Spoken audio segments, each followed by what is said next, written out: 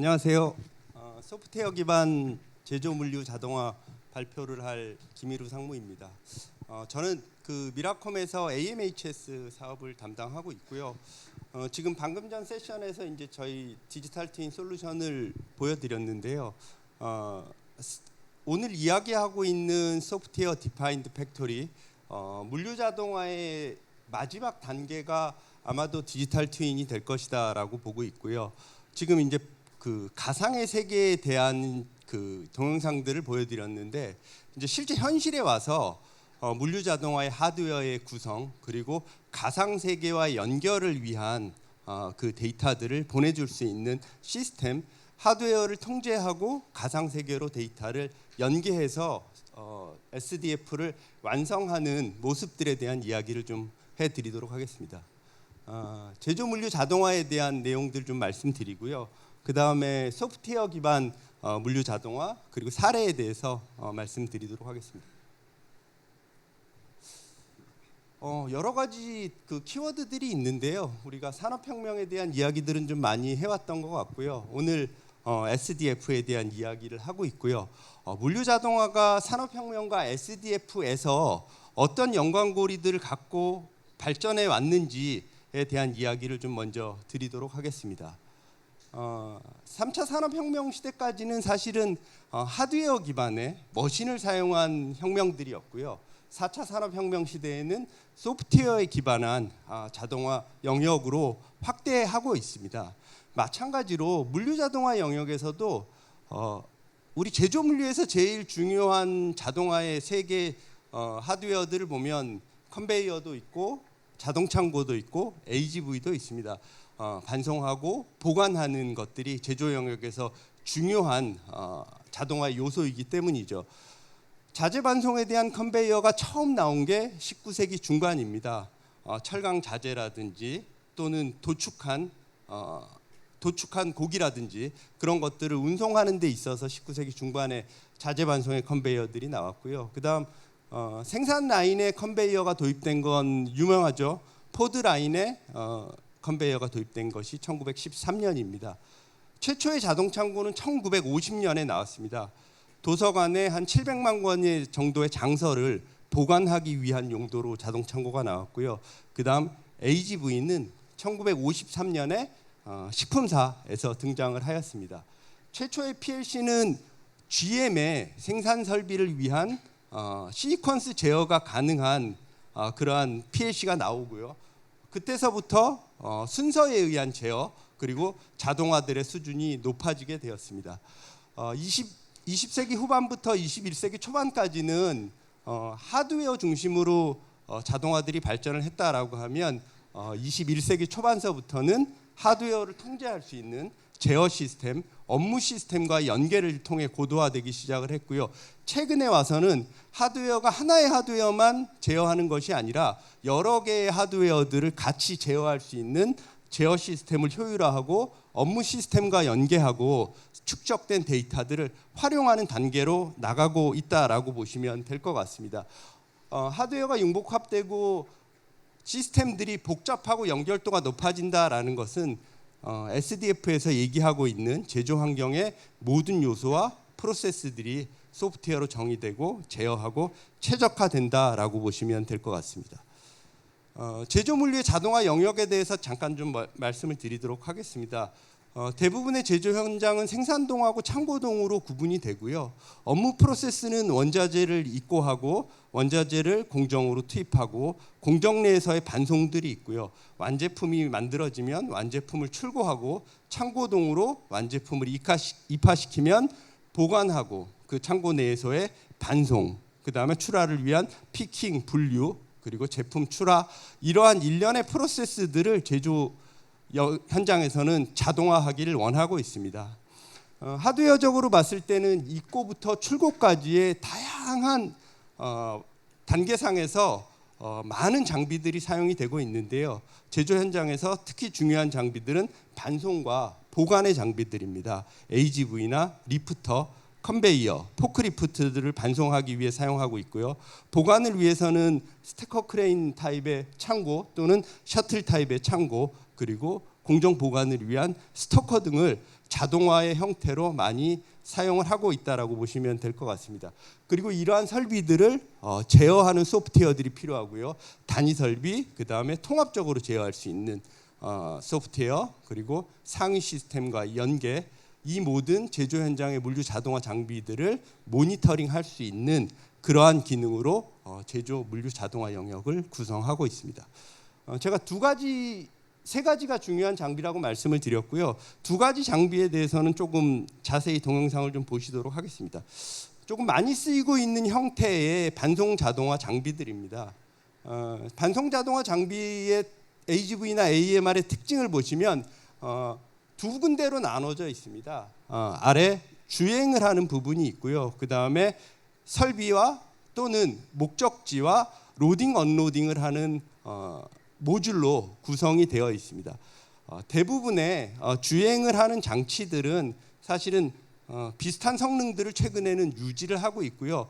실제 우리가 운반하고자 하는 제품 또는 반제품에 따라서 설비에 로딩 언로딩을 하거나 창고에 세례, 적치를 할 수 있는 그러한 기능들이 상부에 탑재된다고 보시면 될 것 같습니다. 그래서 저상형의 선반을 들어서 운반하는 것, 그 다음에 생산 공정 내에서 트레이를 사용하는 경우에는 트레이를 운반해서 로딩 언로딩을 할 수 있는 것, 팔레트를 주고받을 수 있는 것, 그 다음에 최근에는 지게차를 자율주행의 형태로 만들어서 제조 물류 현장에서 사용을 하는 것들이 크게 4가지 정도의 장비들이 많이 사용이 되고 있고요. 실제로 전 세션에서 보신 것처럼 롤 자재를 반송을 해야 된다 그러면 상부에 로딩 언로딩 부를 개조를 해서 반송을 하는 것들을 하고 있습니다.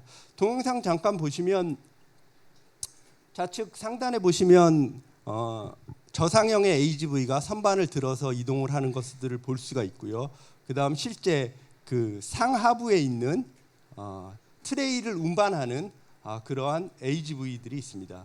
그다음 좌측 하단에 보시면 팔레트를 이송할 수 있는 컨베이어로 이송할 수 있는 장비, 또 지게차 타입으로 팔레트를 이송할 수 있는 장비들이 일반적으로 제조 현장에서 사용되고 있는 장비들입니다. 그다음 보관 자동화를 위한 장비 잠깐 설명드리면 크게 한 4가지 정도 사용을 하고 있고요. 가장 많이 사용을 하는 스태커 크레인 타입의 창고, 그 다음에 셔틀 타입의 창고, 큐브 타입의 창고, 선반 이동형의 자동 창고, 제조 현장에서 가장 많이 사용을 하고 있고요. 스태커 크레인 창고는 전통적으로 스태커 크레인을 통해서 보관하고자 하는 셀에 입출고를 하게 되고요. 셔틀은 하부에서 제품을 들어 올려서 셔틀이 이동하는 형태로 구성을 할 수가 있습니다. 스태커 크레인 창고는 약간 중량물, 그 다음에 셔틀은 많은 양을 보관할 수 있는 장점들이 있고요. 그 다음 큐브형 창고는 최근에 많이 유행을 하고 있는 창고이고요. 위에서 로봇이 다니면서 보관 셀들을 와이어를 통해서 박스들을 적치하는 방식으로 사용을 하는 것이 큐브형 자동 창고입니다. 큐브형 자동 창고는 지금은 직사각으로 표현이 되어 있지만 직사각이 아닌 공간이 다양한 형태로 존재를 해도 그 안에 설치할 수 있는 장점이 있습니다. 그다음에 원자재 창고나 또는 목적물이 선반 위에 올라간다라고 했을 때 선반으로 이동하는 자동 창고들을 사용을 하고 있습니다. 스태커 크레인 창고는 많이 보셨을 것 같은데요. 팔레트 위에 올려져 있는 보관하고자 하는 물품을 스태커 크레인에게 공급하고 스태커 크레인이 적재하는 형태로 동작하는 자동 창고입니다. 오른쪽에 보시면 셔틀 타입의 자동 창고가 있고요. 셔틀 타입의 자동 창고도 마찬가지로 셔틀은 횡단면 층을 사용하기 때문에 적재하고자 하는 층으로 목적물을 이동한 이후에 셔틀이 그 목적물을 가지고 이동하는 형태로 창고를 구성을 하고 있습니다. 좌측 하단의 큐브형 자동 창고는 로봇이 상부에서 움직이며 물건들을 이적재하는 형태로 구성되어 있습니다. 선반형 이동 창고는 저상형 AGV와 동일하게 선반을 들고 가서 지정된 위치에 적재할 수 있는 자동 창고이고요. 층고가 낮아도 사용할 수 있다라는 장점이 있습니다. 중요한 하드웨어 이제 두 개를 보여드렸고요. 소프트웨어 중심 자동화로 전환에 대한 이야기를 좀 하겠습니다. 이전에는 하드웨어 자체가 단순한 업무, 구간 출발지와 목적지가 동일한 곳에서의 반복 또는 고정 위치에서의 보관, 그런 단일 설비를 위한 자동화의 중심에서 여러 개의 생산 물류 설비들이 연계해서 하드웨어의 구성도가 복잡해지고 있고요. 마찬가지로 소프트웨어는 단순한 설비를 제어하는 단위 업무 관리 기능에서 이제 복잡도 높은 시스템을 요구를 하고 있습니다. 그리고 하드웨어는 첫 장에서도 말씀드렸듯이 이미 자동창고나 컨베이어나 AGV들이 벌써 7, 80년 전에 하드웨어적으로 만들어졌기 때문에 어느 정도 하드웨어 기술은 상향 평준화가 되어 있다라고 보고 있습니다. 최근의 추세는 그러한 복잡도 높은 하드웨어, 그 다음에 요구되는 높은 기능들을 수행하기 위해서 상위의 시스템, MES나 WMS와의 정보 연계하는 활용도가 높아지고 있고요. 그 다음 AGV나 OHT, 자동창고, 컨베이어들을 같이 통합 제어할 수 있는 그러한 시스템의 기능들이 요구되게 되었고요. AGV나 셔틀 등은 우리 식당에 가보면 AGV가 이동하고 있습니다. 한 대의 AGV가 조리대에서 테이블까지 이동을 하고 있는데요. 그런 단순한 경로가 아닌 제조 현장에서 수십 대, 수백 대의 AGV들이 효과적으로 일을 하기 위해서는 군집을 제어할 수 있는 그러한 기술들이 필요하게 되었습니다. 그리고 컨베이어도 단순하게 일렬로 된 컨베이어가 아니라 층 또는 다열로 되어 있는 컨베이어들이 교차로를 형성을 하고 있기 때문에 속도 및 혼잡 제어를 할 수 있는 기능들이 요구되게 되었습니다. ASRS 자동창고 또한 적재 장소를 최적으로 선택하고 최단거리로 입출을 할 수 있는 그러한 기능들이 요구되게 되었고요. 소프트웨어 연계로 통해서 효율을 개선하는 형태로 물류 자동화는 제조 현장의 물류 자동화가 진화하고 있다고 보시면 될 것 같습니다. 과거에는 제가 하드웨어 중심이라고 표현을 했는데요. 자동 창고도 단순하고 AGV도 몇 대 안 되고 컨베이어도 단순하기 때문에 하나의 제어 시스템과 모니터링 시스템으로 구성되어 있습니다. MES나 WMS와의 연계도도 떨어지는 형태였는데 현재 소프트웨어 중심으로 이동하는 데 있어서는 자동 창고의 핵심인 스태커 크레인을 제어할 수 있는 시스템, AGV들의 주행, 군집을 제어할 수 있는 시스템, 컨베이어의 속도, 혼잡을 제어할 수 있는 시스템이 별도로 구성되게 되고요. 이 다양한 시스템을 통합할 수 있는 MCS나 WCS 시스템, 그리고 전 세션에서 들으신 디지털 트윈을 통한 관제, 모니터링 시스템으로 구성된다라고 보시면 될 것 같습니다. 그리고 점점 더 MES나 WMS에 있는 정보를 연계해서 사용하는 것들이 정보의 양이 늘어나게 되었습니다. 하단에 SCS, ACS, CCS에 관한 설명 좀 먼저 드리도록 하겠습니다. 과거에는 SCS 같은 경우는 단순히 PLC 기반의 제어를 하고 입고, 출고, 보관 자동화만 했다라고 하면 실제 최근에 와서는 실시간으로 재고도 추적되고 그 재고들을 최적화 관리할 수 있는 기능들이 요구되게 되었고요. 그 다음에 공간도 지금 가지고 있는 공간을 최적으로 활용하고 재고도 자동으로 관리할 수 있는 기능들. ACS도 마찬가지입니다. 고정된 경로를 따라서 이동하고 제한된 작업, 단순 충돌 방지 기능에서 넘어서서 유연하게 경로를 설정하고 반송을 최적화할 수 있는 기능들이 반드시 요구되게 되었고요. 장애물 또한 회피할 수 있는 기능들이 점점 더 요구되게 되었습니다. 컨베이어도 고정 속도로 운영을 했었고요. 그 다음에 단순히 온오프 형태로 이송만 할 수 있는 기능에서 가변 속도, 가감속을 할 수 있는 그러한 컨베이어들, 그 다음에 혼잡, 그 다음에 다양한 많은 수의 컨베이어들을 제어함으로써 분류까지 가능한 그러한 형태로 하단의 설비들을 제어하는 시스템들이 세부적으로 기능들이 나누어지고 그리고 시스템 내 구성이 조금 더 복잡해지게 되었습니다. 아까 교수님께서 첫 번째 세션에서 그걸 오픈 모듈라라고 표현을 하셨고, 예전에는 통합되어 있던 것들이 각각의 세부적인 기능들이 오픈 모듈로 나누어져서 통합되는 그러한 형태라고 보시면 될 것 같습니다. 간단하게 AGV부터 하나 말씀을 드리면, 지금 이 화면상에 AGV들이 한 20여 대 AGV들이 있습니다. 출발지와 목적지에 대한 반송에 대한 임무가 할당이 되면 첫 번째는 최적의 AGV를 찾는 게 중요합니다. 어떤 AGV가 가장 빨리 갈 수 있는지, 그 다음 그 AGV가 출발지에서 목적지까지 다른 AGV와 충돌이 없이 최적의 경로를 선택해서 갈 수 있는지, 그러한 알고리즘이 반드시 ACS 안에는 적용이 되어 있어야 합니다. 실제 사람들도 마찬가지로 20명의 사람이 물류 작업을 한다라고 했을 때 업무 지시가 명확하게 내려지지 않으면 20명이 한다고 해도 10명이 하는 효과 못 낼 수도 있기 때문에, 마찬가지로 AGV가 최적의 효율을 낼 수 있는 그러한 AGV를 선정하고 경로를 선정하는 그러한 기능들이 반드시 탑재되어 있어야 합니다. 하단에 그러한 제어 시스템을 통합 관리할 수 있는 시스템이 필요하게 되었고요. 단순히 자동 창고만 도입을 하고 AGV만 도입을 한다라고 하면 위에 상위에서 통합해주는 시스템의 용도가 필요가 없게 됩니다. 근데 복잡한 하드웨어의 구성이 필요하다라고 하면 반드시 구간의 경로들을 지시하고 반송을 할 수 있는 MCS 또는 WCS 등의 시스템이 필요하게 되고요.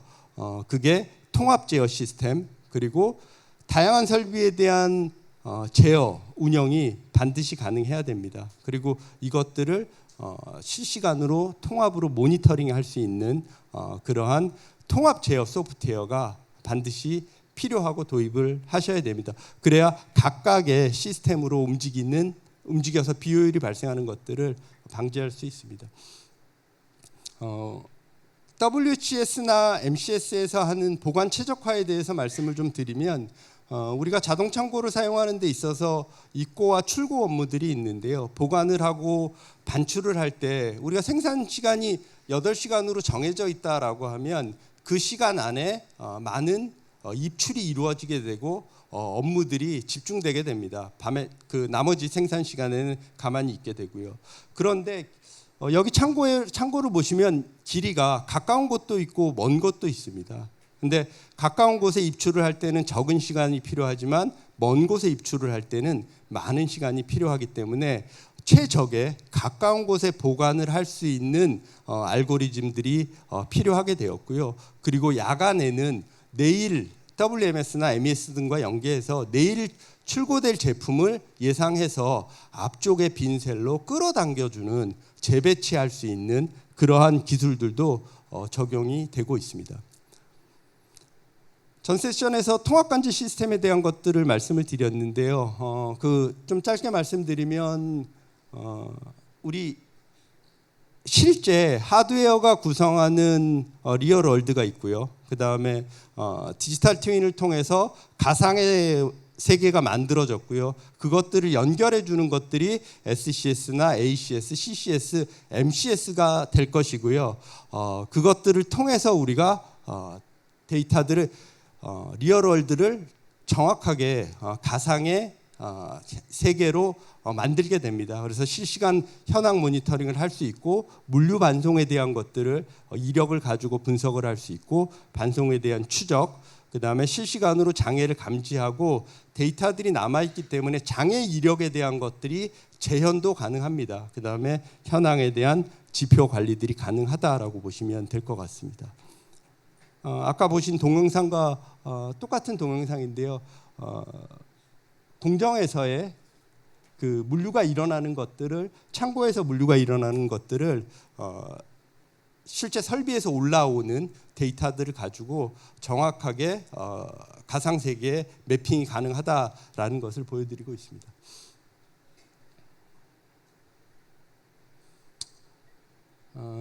마지막으로 이제 그 마무리를 좀 하자 그러면 실제 저희가 구축한 사례 좀 말씀드리도록 하겠습니다. 공장의 구성은 되게 복잡합니다. 자동 창고도 있고 안에 보시면 AGV들도 20여 대 이상 돌아다니고 있고요. 무인지게차도 있고 컨베이어, 리프터, 생산 설비 등 많은 요소들이 있는데 공장은 점점 더 복잡해집니다. 현장도 복잡해지고 물류 장치들도 복잡해지고. 근데 이러한 것들을 따로따로 일부 공정 또는 구간만 도입을 할 수가 없기 때문에 이러한 것들을 전체적인 관점에서 연결해서 통합 자동화의 시스템들을 구성하는 것들이 반드시 필요합니다. 실제 생산 설비에서 자재에 대한 투입 요청이 발생을 하게 되면 지금 말씀드린 시스템을 통해서 자동 창고의 출고 명령이 자동적으로 생성이 되게 하고요. 이것들을 가능하게 하는 게 방금 전에 말씀드린 MCS입니다.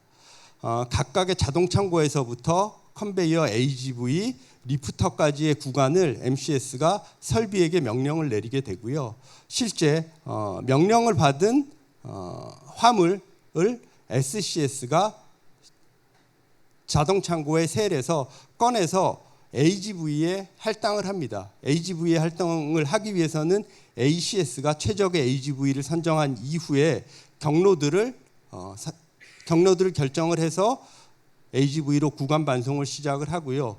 리프터를 타고 이송 후에 컨베이어를 타고 그리고 또 한 번 더 리프트를 지금 타고 있는데요.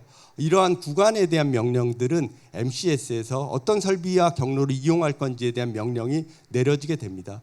또 AGV에 ACS를 통해서 명령이 내려지게 되면 실제 화물이 목적지까지 도착을 하게 되고요. 그것들이 작업자가 생산에 쓰게 되어 있습니다. 지금 보시면 되게 많은 장비들을 거쳐서 요청이 있었던 목적지에 도착이 되게 되는데요. 이 장치들이 전부 다 따로따로 구성이 되어 있다 그러면 그 중간중간에 사람이 개입하여 어떠한 물류 행위들이 일어나야 됩니다. 효율을 위해서는 이것들이 처음부터 복합적으로 설계되는 것이 필요하고요. 그 다음에 전체 시스템 속에서 유기적으로 작동할 수 있게끔 하고 실시간으로 통제할 수 있는 시스템이 반드시 필요합니다.